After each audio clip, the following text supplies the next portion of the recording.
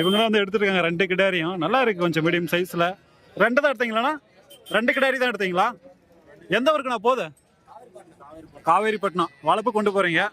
எவ்வளோ சொன்னாங்க, நீங்க எவ்வளோக்கு எடுத்தீங்க 2ம்?